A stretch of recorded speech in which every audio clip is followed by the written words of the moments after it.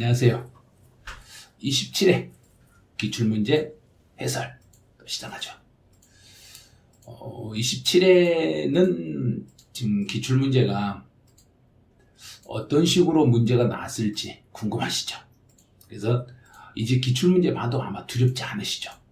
그래서 한 20회분 정도 이렇게 문제를 풀어보니까 아마 두려움이 사라지셨을 거예요. 아직도 두렵다. 그러면 아직도 31회까지는 자 5번 남았어요.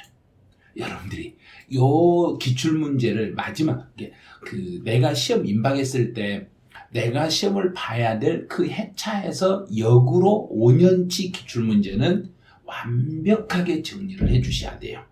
그래서 27회, 28회, 29, 30, 31회 여기까지는 32회 시험을 보시는 분들은 요 5개 기출문제를 이제 완벽하게 내 실력이라고 생각, 내가 이제 이론 정리를 어느 정도 해놓은 상태에서 이론이 다 돼 있는 상태에서 문제를 풀어가셔야 돼요. 그래서 지금부터 이제 27회 기출문제를 같이 해설해 볼 건데 여러분들 직접 문제 다 푸셨죠? 문제 풀고 난 이후에 이 해설 강의를 들으셔야 돼요. 자, 지금부터 해설 강의를 시작하죠. 자, 같이 가보죠.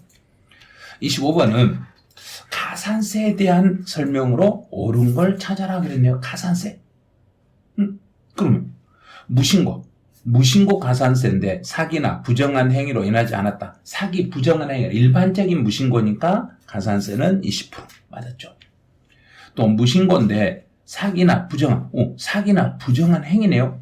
부정한 행위니까 이 경우는 40% 틀렸네요. 또 과소신고인데 부정한 행위가 아니다. 일반적으로 과소신고니까 여기는 10% 또 틀렸네요. 과소신고인데 부정한 행위로 그러면 40%. 납부지연 가산세는 그럼 납부지연 가산세는 10만 분의 25 플러스. 근데 여기서 과소분에 대해서 100분의 5에 따른 납부 안 나가지 않는 게 하나인다. 그런데 100분의 5가 아니라 100분의 3. 그래서 이제 이 납부지연 가산세는 크게 중요하진 않아요. 납부지연 가산세를 일단 고려하시고 무신고 20%, 과소신고 10%, 부정한 행위가 있으면 40% 이렇게 잡으시면 돼요. 그래서 정답은 1번 이렇게 잡으시면 돼요. 이제 26번. 취득세, 납세임에 대한 설명으로 틀린 걸 찾아라 그랬네요. 등기를 하지 아니한 경우라도 사실상 취득하면 취득한 것으로 보고 그 사실상 취득자를 납세 의무자로 해주시면 돼요. 자, 두 번째. 조합원용으로 취득했어요. 그럼 조합원용으로 취득했으니까 당연히 조합원이 취득한 것으로 간주하시면 돼요. 또 직계 비속이, 직계 존속의 부동산을 매매로. 그러면 직계 존속과 비속이 부동산을 거래했을지라도 원칙은 징여인데 대가를 지급한 사실이 입증이 됐을 때 한해서만 유상으로 보겠습니다. 직계 비속이 권리제, 등기가 필요한 직계 존속의 부동산을 서로 교환. 그러면 등기가 필요한 물건을 서로 직계 존속과 비속이 서로 막 교환을 했기 때문에 대가 관계가 객관적으로 입증이 되기 때문에 이 경우는 무상이 아니라 유상거래로 보겠습니다. 그럼 여기 틀렸네요. 그다음 직계 비속이 공매를 통하여 국가기관을 통하여 직계 존속의 부동산을 취득했기 때문에 이 경우도 객관적으로 대가 관계가 증명이 됐으니까 유상으로 취득한 것으로 간주합니다. 정답은 4번 이렇게 잡으시면 돼요. 27번. 사실상 취득 가격을 과세 표준화하는 경우 포함되지 않는 걸 찾아라. 단, 특수관계인 거래가 아니며 비용 등은 취득 시기 전에 지급이 됐네요. 전기를 사용하는 자, 이건 X. 전기를 사용하고 가스 사용하고 전기 사용료지, 요건 취득 가격이 아니에요. 자, 그러면 1번이 답이네요. 건설 자금에 충당한 이자는 이건 취득과 관련된 이자이기 때문에 당연히 취득 가격에 포함하는 거고, 법인이 그랬네요. 할부이자와 연체료는 법인이 부당한 경우는 취득 가격에 포함. 개인이었을 때는 예외적으로 제외. 취득에 필요한 용역 제공을 받은 대가. 그럼 내가 돈을 지불을 했는데 그 돈을 지급한 이유가 취득에 필요한 용역 제공을 받고 지불했기 때문에 취득 가격에 포함합니다. 취득 대금은 당사자 약정에 따라 취득자 조건 부담에 취득자가 추가로 취득 가격 이외에 추가로 부담하기로 약정한 것은 당연히 취득 가격에 포함되시는 거예요. 그래서 1번이 답이네요. 28번은 공유 농지를 분할했다. 공동으로 소유하고 있는 재산을 공유물을 분할했을 때는 2.3%. 너무 쉬운 문제가 나왔네요. 그래서 정답은 1번. 선생님 저는 어려워요. 아직 세율을 암기 안 했거든요. 세율 암기 안 하면 당연히 어렵죠. 세율은 반드시 암기를 하셔야 된다는 거 아시겠죠? 이렇게 쉬운 문제가 다 하나 문제가 이렇게 막 주어지는 수가 있거든요. 29번. 취득세와 등록면허세에 대한 설명으로 옳은 걸 찾아봐라 그랬어요. 취득세 물건을 취득한 후에 중과세 대상이 되면은 그러면 일반과세에서 중과세로 바뀌면 그 사유 발생일로부터 60일 안에 다시 신고하고 납부하되 이미 납부한 세금이 있으면 그 이미 납부한 세금은 공제를 해 주셔야 돼요. 대신에 이미 납부한 세금 속에 가산세가 들어있으면 가산세는 제외하고 그래야 돼요. 가산세를 포함하는 것이 아니라 가산세를 제외한 금액을 공제하고 추가로 낼 것만 신고 납부하시면 돼요. 두 번째로 취득세 물건을 취득한 자가 재산권의 취득에 대한 등기, 그러면 취득과 관련된 등기를 할 때는 등기 후 60일 이내에 취득세를 신고한다. 등기를 먼저 하고자 했을 때는 60일이 되기 전에 등기를 먼저 하고자 했을 때는 등기 서류를 등기관서에 접수하는 날까지 취득세를 신고하시면 되고 틀렸네요. 신고서를 제출하여 검증이 이루어졌을 때는 과세 표준은 시가 표준액으로 하는 게 아니라 검증이 떨어졌으니까 그 검증받은 사실상 취득 가격으로 가면 돼요. 사실상 취득 가격을 인정하겠습니다. 틀렸네요. 부동산의 가압류는 돈을 받으려고 하는 거죠. 그래서 부동산 가액의 0.2가 아니라 돈 받으려고 하니까 채권 금액의 0.2를 적용해 주시면 돼요. 등록을 하려고 하는 사람은 등록하기 전까지 등록면허세를 신고하고 납부를 하셔야 되네요.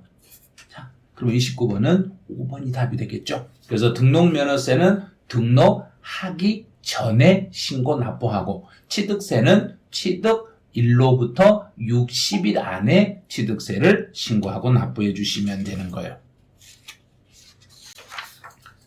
30번 문제로 가보죠. 재산세, 과세 대상에 대한 표준세율 적용에 대한 설명으로 틀린 걸 찾아라. 그럼 종합합산 대상의 토지는 종합합산 대상의 토지니까 종합합산 대상의 세율을 적용하는데 그 세율이 0.2에서 0.5까지 세율을 적용하시면 돼요. 또 별도합산이니까 별도합산 세율인 0.2에서 0.4의 세율을 적용하면 돼요. 분리과세 대상은 농지, 목장, 임야는 0.07% 적용하고 공장 용지나 염전이나 터미널은 0.2%의 분리과세 세율을 적용해 주시면 돼요. 해당 지방자치단체에 2개 이상의 주택을 소유하고 있다. 그럼 주택은 그 주택에 모두 합산한 이게 아니라 주택별로 세금을 따로 계산하겠습니다. 그래요. 주택을 만약에 제가 서울특별시 강남에 집을 2채를 가지고 있다. 그럼 2개의 주택을 더해서 계산하는 게 아니라 주택별로 따로따로 재산세를 계산하겠습니다. 4번 틀렸네요. 주택에 대한 토지와 건물의 소유자가 다를지라도 주택은 주택별로 계산하니까 토지 금액과 건물 가격, 토지와 건물 가액을 합한 금액을 합산한 금액을 기준으로 주택에 세율을 적용합니다. 이게 주택별 과세다 이 뜻이에요. 그래서 주택 위에 건물 주인하고 밑에 땅 주인이 서로 달라도 건물 주인하고 땅의 주인이 달라도 건물 가격과 토지 가격을 합한 금액을 기준으로 주택에 세율을 적용합니다. 30번은 정답 4번이 되네요. 이제 31번. 표준세율이 가장 낮은 걸 찾아라 그랬어요. 그럼 종합합산 토지는 0.2에서 0.5입니다. 별도는 0.2에서 0.4입니다. 네, 목장은 0.07%예요. 네, 주택인 경우는 0.1에서 0.4까지 세율입니다. 또 분리과세 공장용지는 0.2입니다. 그럼 이 중에서 가장 밑에 있는 거, 가장 밑에 제일 낮은 걸 0.07. 그럼 정답은 3번 이렇게 되죠. 그래서 세율 암기하니까 그냥 세율 문제예요. 뭐요? 세율, 취득세 세율도 너무 쉬웠죠. 재산세 세율도 아주 쉽게 나왔죠. 그래서 세율을 취득세, 등록면허세, 재산세, 세율 전부 다 나왔잖아요. 그래서 세율들은 꼭 암기를 해두신 게 아마 도움이 되실 거예요. 32번. 재산세에 대한 설명으로 옳은 걸 찾아라. 과세 기준일은 매년 6월 1일입니다. 틀렸네요. 토지분해, 주택에 대한 납부세 20만 원 넘었네. 그럼 반반 나누는 거예요. 2분의 1은 7월달, 2분의 1은 9월달. 9월 16일에서 9월 30일. 네, 토지에 대한 세금이 10만 원이다. 땅은 금액 관계없이 무조건 9월달입니다. 9월 16일에서 9월 30일.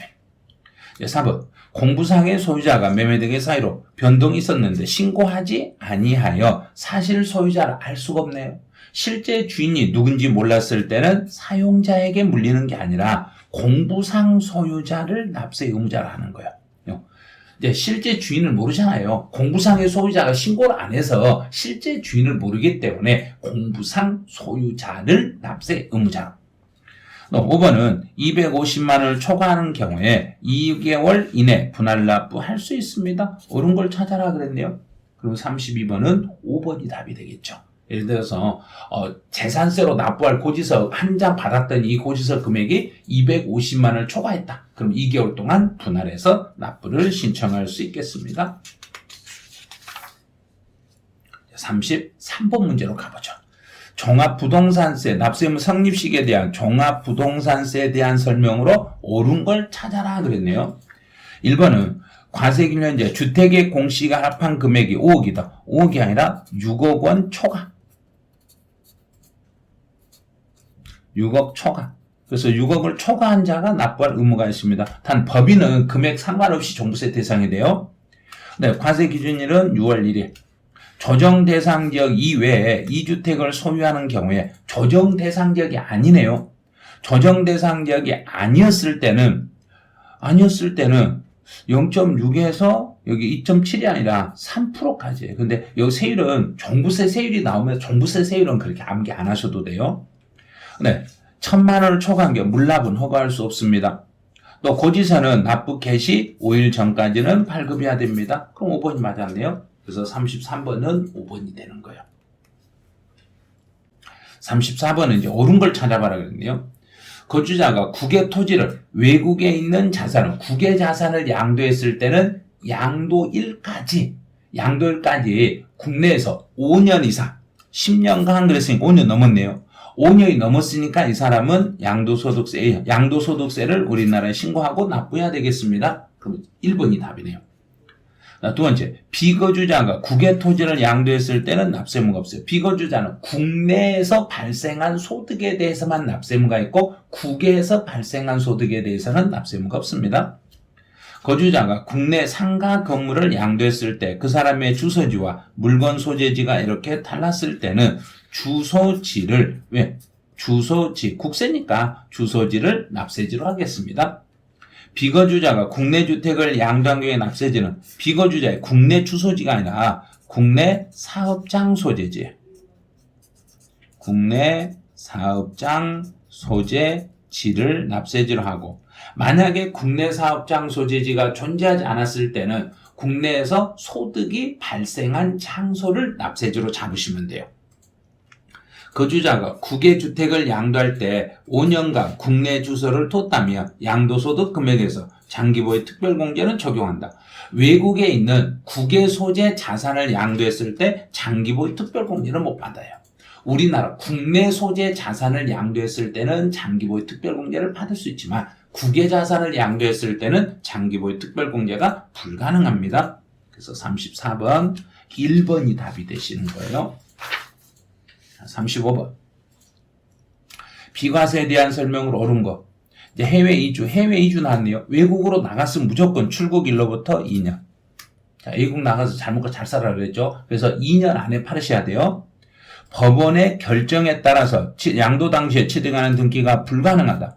그럼 법원이 결정해서 등기가 불가능했을 때는 미등기로 팔아도 미등기가 아니라 등기로 인정을 해줘요. 그래서 이런 경우는 비과세가 배제되는 미등기 자체에 해당하지 않는, 이게 바로 등기 의제라는 이야기예요. 등기 의제를 받았기 때문에 미등기로 팔아도 국가에서 법률 규정이나 법원 결정에 의해서 등기가 불가능한 것은 미등기로 팔아도 등기가 된 걸로 봐가지고 불이익을 당하지 않습니다. 네, 직장의 변경으로 세대 전원이 다른 시로 주거를 이전하는 경우에는 그럼 부득이한 사유로 이사를 갈 때는 지금 그 집에서 1년 이상을 거주를 해야만 보유기간 불문하고 비과세를 받을 수 있어요. 6개월은 안 돼요. 네, 양도 당시에 실직 거래가액이 10억이다. 그럼 9억을 초과했네? 그럼 이런 경우는 전부가 비과세 되는 게 아니라 1세대 1주택이었을 때는 9억까지만 9억까지 비과세 혜택을 받을 수 있고 9억 초과분은 과세가 됩니다. 그럼 9억 초과분 어떻게 구해요? 그러면 실지 양도 가액에서 그 중에 실지 양도 가액에서 9억 원을 뺀 비율 있죠. 이 비율을 곱하면 돼요. 그럼 전체 중에서 9억 초과분에 대해서만 과세가 됩니다. 농지를 교환할 때는 쌍방 토지가액의 차액이 큰 편의 4분의 1 이하가 됐을 때 한해서만 비과세 받습니다. 그래요.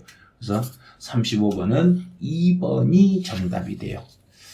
약간 이게 어려운 것처럼 아마 보일 거예요. 근데 그렇게 막 어려운 문제는 아닌데 비과세에 대한 전반적인 흐름을 물어보기 때문에 약간 까다롭게 느낄 수도 아마 있을 거예요. 36번. 소득세에서 실지 거래가액에 의해서 부동산의 양도 차익을 계산하는 경우에 양도가액에서 공제할 자본적 지출액 또는 양도비에 포함되지 않는 걸 찾아봐라 그랬네요. 1번은 양도소득세 과세표준 신고서 작성 비용, 당연히 이거 필요경비 인정되죠. 그다음에 재건축 부담금도 인정. 네, 이용의 편의를 위해서 지출한 비용 중에서 재회나 노후화 등 부득이한 사유로 인하여 건물을 재건축할 때 철거 비용도 포함해서 이게 자본적 지출이기 때문에 인정이 돼요. 자본적 지출액은 필요경비로 인정을 받을 수 있습니다. 그다음에 소송 비용인데 다른 소득금액 계산 시 필요경비에 산입이 돼버렸네. 다른 데서 이미 필요경비로 산입된 건 요건 안 됩니다. 그래서 양도학에서 직접 지출한 비용도 필요경비로 인정을 받을 수 있습니다. 37번. 부동산에 대한 양도소득 과세표, 그 세율이 지금 27회 때는 취득세 세율 한 문제, 재산세 세율 한 문제, 양도소득세 세율 한 문제, 그 다음에 종합부동산세 세율 한 줄, 재산세 세율 한 줄, 5문제씩이나 나왔네요. 엄청나게 문제가 많이 나왔죠. 그래서 이렇게 세율이 3문제에서 5문제까지 나올 수도 있어요. 나올 수 있기 때문에 세율 암기 안 하시면 안 돼요. 세율은 꼭 암기를 하셔야 그래야 문제를 풀 수 있을 거예요. 이제 등기되고 우리나라에 있는 부동산이라고 생각을 해봐요. 1년 6개월 보유한 주택이다. 1년 6개월. 그러면 1년 이상 2년 미만이니까 60% 세율을 적용하셔야 돼요. 2년 1개월 보유한 상가 2년 넘었으니까 여기는 6에서 45% 세율을 적용하네요. 10개월을 보유한 상가는 50% 맞았네요. 6개월 보유한 주택은 70%, 1년이 안 되면 70%, 1년 6개월 보유한 상가는 40%. 그래서 37번은 3번이 답이 돼요. 세율 암기 안 하면 안 된다는 거 아시겠죠?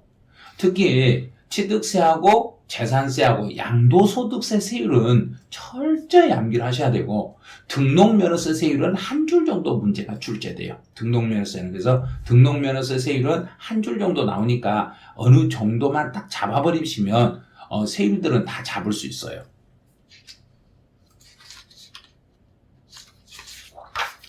38번 문제로 가보죠. 38번은 양도소득세 신고 납부에 관한 설명으로 옳은 걸 찾아라. 3월 21일 날 주택을 양도했네요. 그러면 양도일이 속하는 달의 말일부터 2개월이니까 3월 달이니까 5월 31일까지 예정신고를 해야 돼요. 5월달 넘어버려 예정신고 안 돼요. 틀렸어요. 예정신고 납부할 세액이 1,600인 경우는 분할 납부할 수 있다. 왜냐하면 1,600이면 2천만 원 안 넘었잖아요. 2천만 원 이하가 됐을 때는 1,000만 원 초과액을 분할하니까 600을 분할할 수 있어요. 네, 예정신고 납부할 세금이 2천만 원인 경우 분할 납부할 수 없다. 있죠? 2천만 원이도 반절하면 돼요. 1,000만 원까지는 지금 내고 1,000만 원은 2개월 안에 내시고. 양도 차손이 발생한 경우에 예정신고해야 돼요. 양도 차손이 발생하거나 양도 차익이 없는 경우에도 예정신고는 하셔야 됩니다. 예정신고하지 않는 거주자가 과세표준이 없다. 예정신고를 안 해버렸죠. 안 했으니까 과세표준이 없으면 확정신고를 반드시 하셔야 됩니다. 그래서 38번, 2번.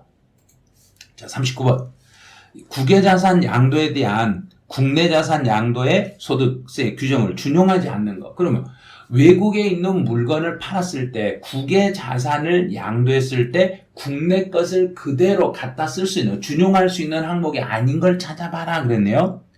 비과세나 과세표는 기준시가 산정이라는 것은 기준시가는 공시 가격이에요. 우리나라 부동산은 우리나라 정부가 기준을 정할 수 있겠지만 요거는 외국의 부동산이며 외국에 있는 부동산인데 우리나라에서 외국 부동산의 가격을 정할 수는 없어요.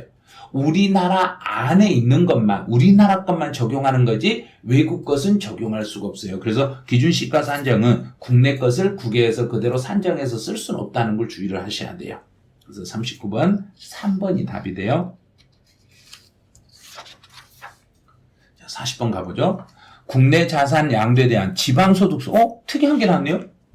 지방소득세. 이거 어떻게 풀죠? 그러면 뭐라 그러냐. 양도소득에 대한 지방소득세니까 잘 모르겠죠. 잘 모르겠어. 어떻게 하시냐면은 방법은 이거예요. 국내에 우리나라의 양도소득세하고 동일하게 그냥 생각해 버리시면 되는 거예요. 왜냐하면 양도소득세가 나오게 되면 지방의 지방소득세가 같이 이렇게 나오는 거예요. 그래서 양도소득세하고 지방의 소득세는 똑같다고 생각하고 문제를 푸시면 돼요. 그럼 이제 1번이요. 지방소득세도 종합소득과 퇴직소득에 대한 지방소득세와 구분한다. 그 말은 양도소득에 대한 지방소득은 종합소득에 대한 지방소득세와 퇴직소득에 대한 지방소득세와 구분한다. 그 말은 양도소득은 종합소득과 퇴직소득과 구분하여 계산합니다. 똑같은 말이에요. 두 번째로 개인 지방소득세 세액이 2,000원인 경우는 징수하지 않는다. 2,000원인 경우는 징수하는 거예요.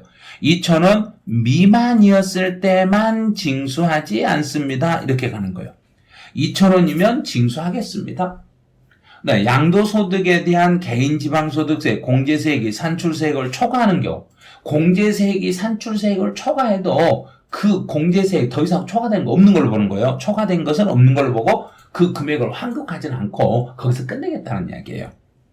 또 양도소득에 대한 개인지방소득세 과세표준은 양도소득 과세표준이 하는 것이 원칙이다. 그러면 양도소득에 대한 지방소득세는 당연히 양도소득세에 대한 양도소득세를 내게 되면 그 양도소득세 낸 금액을 기준으로 지방소득세를 계산하는 거예요. 너 보유기간이 8개월이 조합원 입주권 세율. 그럼 8개월이네요. 그러면 양도소득세에서도 1년이 안 됐을 때는 세율이 70%인데 그럼 여기서도 70% 적용하면 돼요. 그래서 1년이 안 된 것은 조합원 입주권은 1년이 안 되면 70% 세율을 적용해 주시면 돼요. 그래서 정답은 2번이 되는 거예요. 보니까 27회 기출문제는 세율 문제가 5문제나 났네요.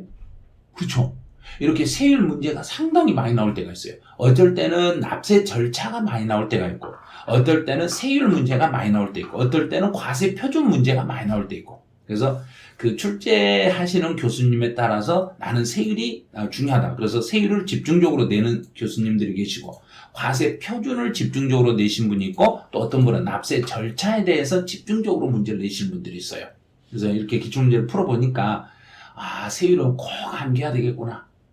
만약에 17회처럼 이렇게 31회에서 32회에서 기출문제가 나온다고 하면 이제 나중에서 기출문제 나오면 해년마다 세율은 문제가 계속 나오고 있다는 걸 아실 거예요. 그러면 세율이 계속 나오고 있다는 걸 알았으면 그 세율과 관련된 것은 반드시 암기를 하셔야 되는 거예요. 나올 줄 알면서도 암기 안 하신 건 그건 잘못이죠. 그래서 이게 세율 문제가 계속 출제되고 있다는 걸 알았으니까 이 영상을 보고 계신 분들은 이제 세율 암기가 완벽하게 안 됐으면 지금이라도 시험 보기 하루 남았더라도 암기하셔야 되는 거예요. 암기를 해가지고 시험장에 가는 분하고 암기를 않고 시험장에 가서 세율을 못 맞춘 분하고 맞추신 분은 천지 차이란 얘기예요. 그래서 세율은 반드시 여러분이 암기할 수 있도록 그렇게 해주시기 바라네요. 자, 그럼 이제 27회 해설을 마치는데 여러분들 이거 강의 다 들으시고 그냥 나가시면 안 돼요. 자, 구독, 좋아요, 알림 설정 해놓으시고 이제 28회로 넘어오셔야 돼요. 그래서 꼭 구독, 좋아요, 알림 설정. 자, 이거 부탁합니다. 자, 27회 해설 여기서 마치죠. 네, 수고하셨습니다.